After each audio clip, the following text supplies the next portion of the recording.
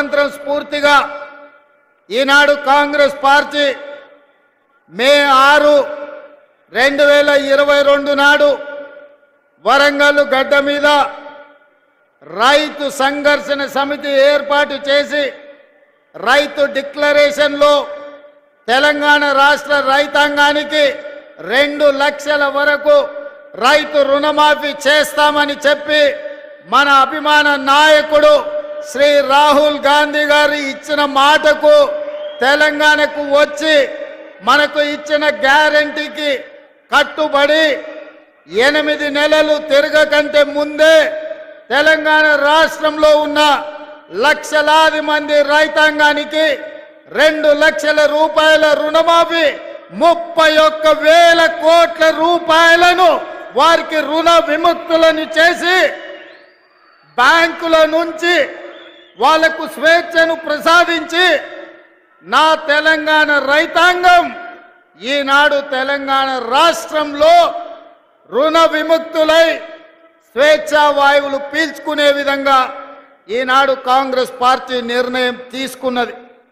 మిత్రులారా, ఆనాడు పార్లమెంట్ ఎన్నికల సందర్భంగా ఖమ్మం జిల్లాకు వచ్చినప్పుడు ఇదే గడ్డ మీద నుంచి ఆనాడు మీకు ఒక మాట చెప్పిన, రాబోయే పార్లమెంట్ ఎన్నికల్లో ఖమ్మం నుంచి రఘురామిరెడ్డిని, మహబూబాబాద్ నుంచి బలరాం నాయకును అత్యధికంగా మీరు గెలిపించండి, అత్యధిక మెజారిటీ ఇచ్చి వాళ్ళిద్దరిని పార్లమెంటుకు పంపించండి, భద్రాద్రి రామచంద్రుడు సాక్షిగా 15 ఆగస్టు లోపల తెలంగాణ రైతాంగానికి 2 లక్షల రూపాయల రుణమాఫీ చేస్తానే ఈ ఖమ్మం గడ్డ మీద నుంచే తెలంగాణ రైతాంగానికి ఆనాడు మాట ఇవ్వడం జరిగింది. కాంగ్రెస్ పార్టీ శ్రీమతి సోనియా గాంధీ గారి నాయకత్వంలో, మల్లికార్జున్ ఖర్గే గారి నేతృత్వంలో 2004 సంవత్సరం శ్రీమతి సోనియా గాంధీ గారు కరీంనగర్ జిల్లాలో తెలంగాణ రాష్ట్రం ఇస్తా అని ఆనాడు మాట ఇచ్చింది. సోనియా గాంధీ గారు మాట ఇచ్చిందంటే అది శిలా శాసనమే, సువర్ణాక్షరాలతో లిఖించదగిన మాట.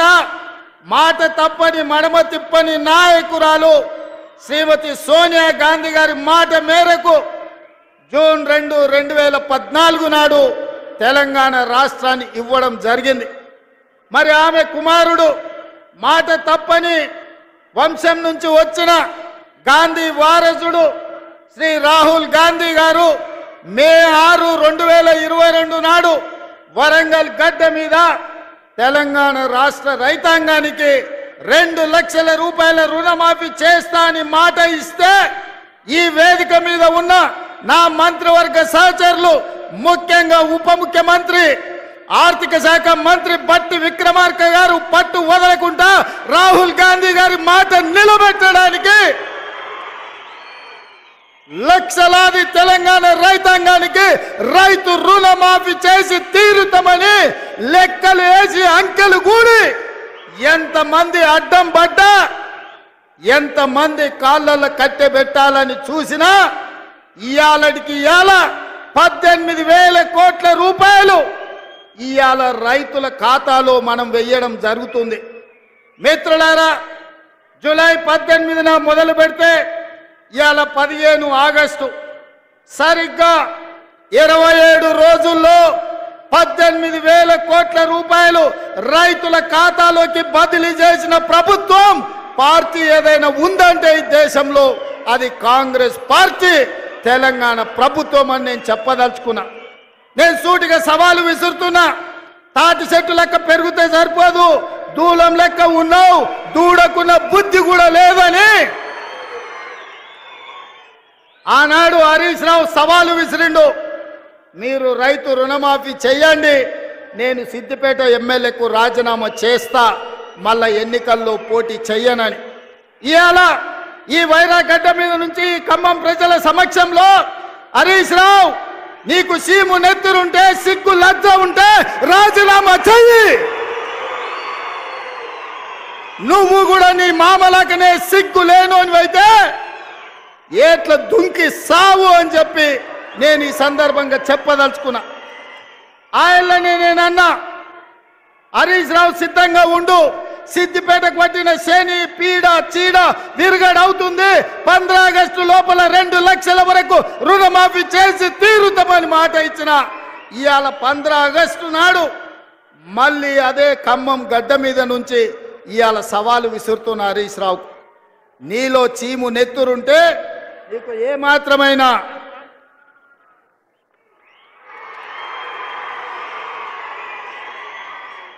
నీకు ఏమాత్రమైన సిగ్గు శరం ఉంటే రాజీనామా చెయ్యి.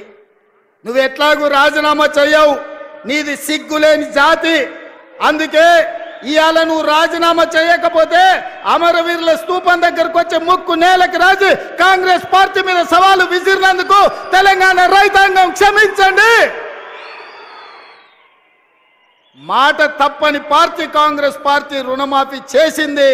నేను విసిరిన సవాల్ను వెనక్కి తీసుకుంటున్నానని తెలంగాణ రైతాంగానికి క్షమాపణ చెప్పు.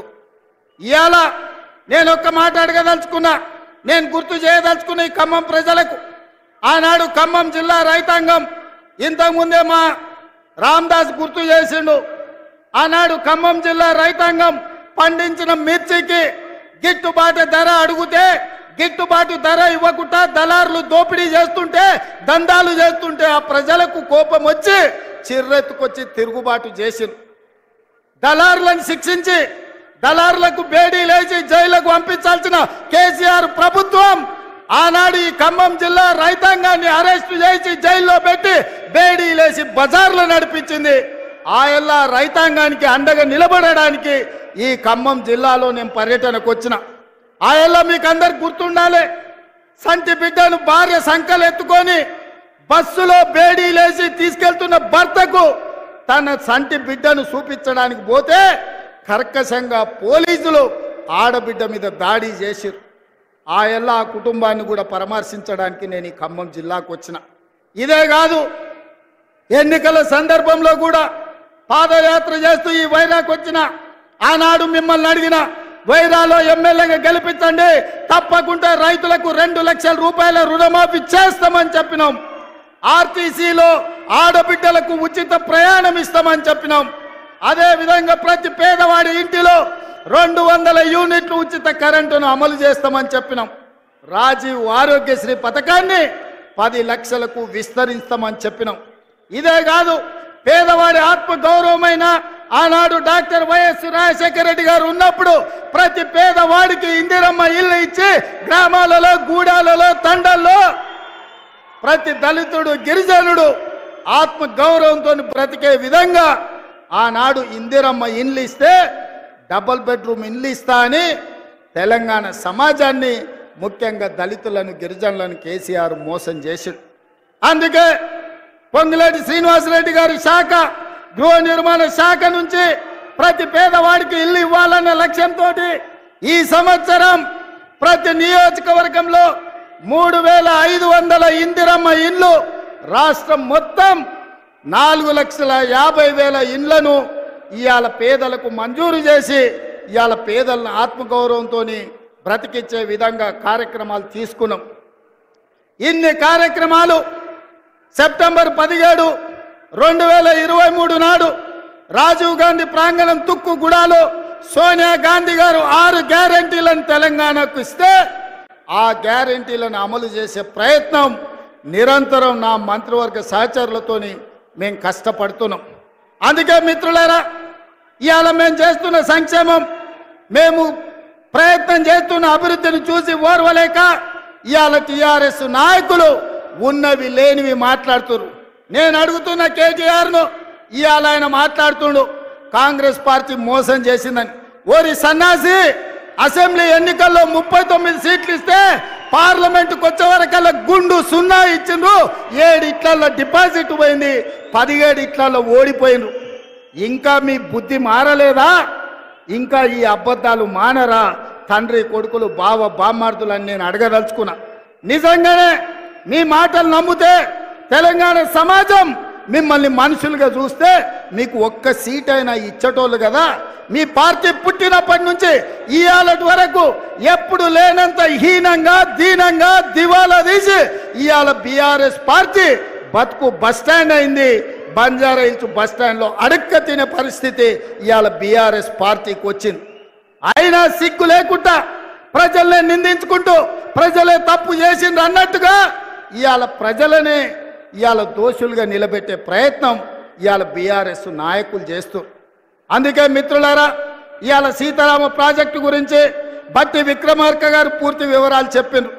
పోయినసారి ఇదే జిల్లాకు మనం పర్యటనకు వచ్చినప్పుడు సాగునీటి ప్రాజెక్టుల మీద సమీక్ష చేసి సాగునీటి ప్రాజెక్టుల నిర్మాణంలో అలసత్వాన్ని ప్రశ్నించి ఆనాడు విక్రమార్క గారు, తుమ్మల నాగేశ్వరరావు గారు, పొంగులేటి శ్రీనివాసరెడ్డి గారు ఇచ్చిన ప్రతిపాదన ఇవాళ 3 పంపులు శ్రీరామసాగర్ పొంగింది. ఇవాళ కృష్ణానది జలాలు కష్టమైనప్పుడు, కృష్ణానది జలాలు కరువు వచ్చినప్పుడు, కృష్ణానది జలాలు నాగార్జున సాగర్ నుంచి ఎస్ఎల్బిసి శ్రీశైలం లెఫ్ట్ బ్యాంకు మీద ఖమ్మం జిల్లాకు నీళ్ళు ఇచ్చేది. మొన్న కరువు వచ్చి నీళ్లు లేక నల్గొండ జిల్లాను కాదని మీ నాయకుడు పొంగులేటి శ్రీనివాసరెడ్డి పాలేరుకు నీళ్లు తీసుకొస్తే ఖమ్మం జిల్లా రైతాంగం నాతోని పంచాయతీకి వచ్చింది. ఇవాళ మన మంత్రులే ఉత్తమ్ రెడ్డి గారు, మన మంత్రులే శ్రీనివాసరెడ్డి గారు. కానీ ఎవరికి వాళ్ళు వాళ్ళ జిల్లాలో వాళ్ళ రైతులకు నీళ్ళు ఇవ్వాలన్న పట్టుదల ఈరోజు మన మధ్యలోనే పోటీ పెరిగే పరిస్థితి వచ్చింది. అందుకే పొంగులేటి శ్రీనివాసరెడ్డి, తుమ్మల నాగేశ్వరరావు గారు, బట్టి విక్రమార్క గారి సూచన మేరకు కృష్ణానది జలాలు ఒకవేళ ఖమ్మం జిల్లాకు పారకపోతే గోదావరి జలాలను తీసుకొచ్చి కృష్ణా కాలువల్లో పారించి ఖమ్మం జిల్లాకు నీళ్ళు ఇవ్వాలన్న ఆలోచన ఖమ్మం సమీక్షలో వస్తే ఇవాళ గోదావరి జలాలను ఇవాళ ఖమ్మం రైతాంగానికి ఇచ్చే ప్రయత్నం చేస్తున్నాం. ఇది సరిపోతుందా అంటే సరిపోదు. ఇవాళ 18,000 కోట్ల రూపాయలకు అంచనాలు పెంచిండ్రు సీతారామ సాగర్. ఇవాళ సీతారామ సాగర్కు 8,000 కోట్లు ఖర్చు అయింది. ఇంకా 8-10,000 కోట్ల రూపాయలు ఖర్చు పెడితే కానీ పూర్తి కాదు. అందుకే మా ఉత్తమ్ కుమార్ రెడ్డి గారు ఒక మాట చెప్పిండ్రు, 15 ఆగస్టు 2026 లోపల సీతారామ ప్రాజెక్టు పూర్తి చేసి ఖమ్మం జిల్లాలో 7 లక్షల ఎకరాలకు నీళ్లు ఇస్తామని ఏదైతే మా ఉత్తమన్న చెప్పిండో, మళ్ళీ నేను మాట ఇస్తున్న మిత్రులారా, వైరా గడ్డ మీద నుంచి 2026 15 ఆగస్టు లోపల సీతారామ ప్రాజెక్టుకు ఎన్ని వేల కోట్ల రూపాయలు అవసరమైన నీళ్లను నిధులను వరదలాగా పారించి 7 లక్షల ఎకరాలకు మీకు నీళ్ళు ఇచ్చే బాధ్యత ఈ ప్రభుత్వం తీసుకుంటుంది. అదేవిధంగా మున్నేరు నది మీద గ్రావిటీ ద్వారా మీకు నీళ్లు తెచ్చి మీ ప్రాంతాన్ని తడపాలి. దాదాపుగా 32 టీఎంసీల నీళ్లు ఈరోజు ఇవ్వచ్చు అని చెప్పి పెద్దలు శ్రీనివాసరెడ్డి గారు, మా మిత్రుడు రామదాస్ గారు చెప్తున్నారు. తప్పకుండా మున్నేరు నది నుండి గ్రావిటీ కాలువల ద్వారా మీకు తేగలిగిన నీళ్లను మా సాంకేతిక నిపుణులతో అధికారులతో మాట్లాడి తప్పకుండా మున్నేరు నది మీద నుంచి మీకు నీళ్లు తెచ్చిచ్చే బాధ్యత కాంగ్రెస్ పార్టీ తీసుకుంటుంది. అదేవిధంగా పక్కనే ఉన్న డోర్నకల్ పొంగులేటి శ్రీనివాసరెడ్డి గారు ఖమ్మం జిల్లా అయినా వారు వరంగల్ ఇన్ఛార్జ్. అందుకే సీతారామ సాగర్ మీద కెనాళ్లు కట్టిండ్రు కానీ రిజర్వాయర్లు కట్టలేదు. కురివి వీరభద్రుడి సాక్షిగా డోర్నకల్ ప్రాంతానికి 15 టీఎంసీల రిజర్వాయర్ కడితే ఆ ప్రాంతానికి కూడా నీళ్లు వస్తాయని వారు సూచన చెప్పి చేస్తున్నారు. తప్పకుండా వీరభద్రుడి పేరు మీద సాధ్యాలను పరిశీలించి 15 టీఎంసీల రిజర్వాయర్ను నిర్మించడానికి అవసరమైన ప్రణాళికలను రచించడానికి మా పెద్దలు ఉత్తమన్న గారికి నేను విజ్ఞప్తి చేస్తున్నా. మిత్రులారా, నేను ఇవాళ ఒకటే మాట చెప్పదలుచుకున్నా. ఇన్ని వేలాది మంది ఇన్ని గంటలైనా వైరాలో వచ్చి కూర్చొని కాంగ్రెస్ను ఆశీర్వదించడానికి వచ్చినందుకు మీకు అభినందనలు తెలియజేస్తూ, ఆర్టీసీలో ఉచిత ప్రయాణం ఇచ్చిన రాజీవ్ ఆరోగ్యశ్రీ అమలు చేసిన ప్రతి పేదవాడి ఇంటికి 200 యూనిట్లు ఉచిత కరెంట్ ఇచ్చిన ప్రతి పేదవాడికి ఇందిరమ్మ ఇల్లు ఇచ్చిన ఈనాడు రైతు రుణమాఫీ 31,000 కోట్ల రూపాయలు చేసిన ఇవన్నీ సోనియా గాంధీ గారు ఇచ్చిన గ్యారంటీలు. ఈ గ్యారంటీలను అమలు చేసే బాధ్యత నాది. ఇవాళ 8 నెలల్లో ఇన్ని గ్యారంటీలను అమలు చేస్తూ ప్రభుత్వ ఉద్యోగులకు ప్రతి నెల మొదటి తారీఖు నాడే జీతాలు ఇస్తూ నిరుద్యోగ సమస్యను పరిష్కరించడానికి ప్రభుత్వంలో ఉన్న ఖాళీలను 30,000 ప్రభుత్వ ఉద్యోగాలు 90 రోజుల్లో నిరుద్యోగులకు ఇచ్చి నిరుద్యోగ యువకులని ఆదుకున్న గ్రూప్ 1, గ్రూప్ 2, గ్రూప్ 3తో పాటు డిఎస్సిలో 11,000 ఉద్యోగాలు ఇచ్చి సంవత్సరం తిరిగే లోపలనే 65,000 ఉద్యోగాలు ఇవ్వడానికి ఇవాళ కాంగ్రెస్ పార్టీ ప్రణాళికలు చేసింది. సోదరులారా, ఇవన్నీ మా గొప్పతనం కాదు, ఈ గొప్పతనం మీది. ఈ ఖమ్మం జిల్లా 2014లో టిఆర్ఎస్ ఒకటే సీట్ ఇచ్చింది, 2018లో ఒకటే సీట్ ఇచ్చింది, 2023లో ఒకటే సీట్ ఇచ్చినా ఆ మిత్రుడు కూడా ఇందిరమ్మ రాజ్యంలో ఉండాలి, ఖమ్మంను అభివృద్ధి చెయ్యాలి అని ఇవాళ మనకే మద్దతు ఇచ్చిండు. ఇవాళ ఖమ్మం జిల్లాలో బీఆర్ఎస్ ఓన్కి ఏమున్నదా అంటే గాడిద గుడ్డు ఉన్నది ఇవాళ ఈ ఖమ్మం జిల్లాలో. అయినా సిగ్గు తప్పిన వాళ్ళు మారలేదు, వాళ్ళ మాటలలో మార్పు లేదు. పొద్దున్న లేస్తే కొత్త బిచ్చగాడు పొద్దు గుర్తెరగాడు అన్నట్టుగా అబద్ధాలు చెప్పుకుంటా బామ్మార్దులు తిరుగుతున్నారు. అందుకే మిత్రులారా, కాంగ్రెస్ పార్టీ కార్యకర్తలు, ముఖ్యంగా ఖమ్మం జిల్లా కార్యకర్తలు మీరు అండగా నిలబడండి. బీఆర్ఎస్ను బద్దలు కొట్టి బొందబెట్టే బాధ్యత నాది. మీ సోదరుడిగా, మీ అన్నగా మీకు మాటిస్తున్నా, ఈ తెలంగాణ రాష్ట్రంలో సమూలంగా నేల మట్టంగా పెకిలించి బంగాళాఖాతంలో బీఆర్ఎస్ను ఇసిరేసే బాధ్యత నేను తీసుకుంటా.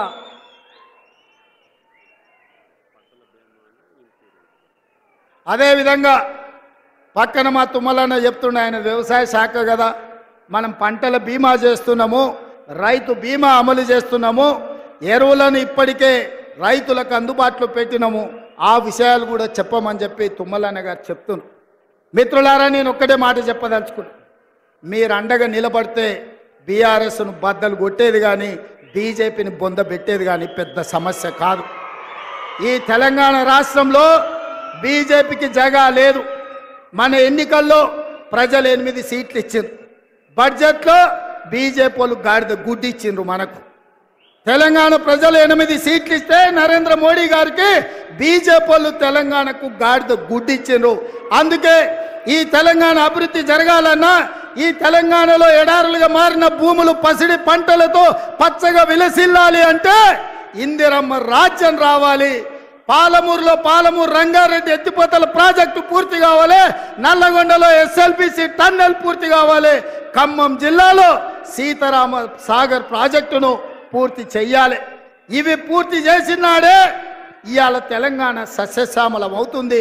ఈ తెలంగాణ రైతుల కళ్ళల్లో ఆనందం చూస్తాం. అందుకే మిత్రులారా, మీడియా మిత్రులకు కూడా నేను ఒక మాట చెప్పదలుచుకున్నా. హరీష్ రావు గారి సవాల్తో పాటు మా బట్టి విక్రమార్క గారు ఇవాళ ఒక సవాలు విసిరినరు. 100% మా బట్టి గారి సవాల్తో నేను ఏకీభవిస్తున్నా. వ్యవసాయ రంగమైన, సాగునీటి ప్రాజెక్టులైనా, లేకపోతే సంక్షేమ పథకాలైనా మా పార్టీ తరఫున బట్టి గారు, ఉత్తమ్ గారు వస్తారు. హరీష్, కేసీఆర్ ఎవడెవడు వస్తాడో, లేకపోతే బామార్తులు బిల్లా రంగాలు వస్తారో, ఏ సెంటర్ అయినా, ఏ చౌరస్తైనా, అమరవీరుల స్తూపమైన మేము సిద్ధం. మీకు సీము నెత్తురుంటే చర్చకు రండి. 10 ఏళ్ల మీ పాలన, 8 నెలల మా ఇందిరమ్మ పాలన మీద చర్చ పెడదాం, సవాలు చేద్దాం. తెలంగాణ సమాజాన్ని న్యాయం చెప్పమని అడుగుదాం. ఒడ్డు పడుకున్నాం కదా అని, టీవీలు పేపర్లు ఉన్నాయి కదా అని నోటికొచ్చిన అబద్ధం చెప్పి ఈ అబద్ధాలన్నీ పేపర్లలో రాసి ప్రజల్ని మభ్యపెట్టాలనుకుంటున్నారా? ఇవాళ నిజంగానే హరీష్ రావు, నువ్వు చెప్పింది నిజమైతే, కాంగ్రెస్ పార్టీ పేదలకు అన్యాయం చేస్తే నువ్వే సవాలు విసిరినావు కదా, సిద్దిపేట రాజీనామా చేస్తా అని. రాజీనామా చెయ్యి, సిద్దిపేటలో నువ్వు ఎట్లా గెలుస్తావో నేను చూస్తా బిడ్డ. నువ్వు అనుకుంటున్నావేమో సాగుతుందని, దేనికైనా సాగుతుంది. వయసులో ఉంటే పంది కూడా అందంగానే కనిపిస్తుంది, అధికారం ఉంటే నీలాకటోళ్ళకు నీళ్ళు కూడా అట్లనే ఉంటుంది. ఇవాళ అధికారం పోయింది కదా, ఇప్పుడు తెలుస్తుంది నీకు నొప్పేందో, పేద ప్రజల కష్టాలేందో. అందుకే ఇవాళ తండ్రి ముఖం సాటేసిండు, ఫామ్ హౌస్లో వండుకున్నాడు. ఇవాళ ఆయన ఫామ్ హౌస్లో నుంచి బయటికి వస్తలేడు. బయటికి వచ్చినోడు వీడు అబద్ధాలు చెప్పుడు ఆపుతలేడు. అందుకే మిత్రులారా, అప్రమత్తంగా ఉండండి. అయ్యో పాపం అని సానుభూతి చూస్తారా అంటే నాగు పాముకు కాల నాగుకు పాలు పోసినట్టే అవుతుంది బీఆర్ఎస్ సోనిగిన మళ్ళీ దగ్గరికి రానిస్తే.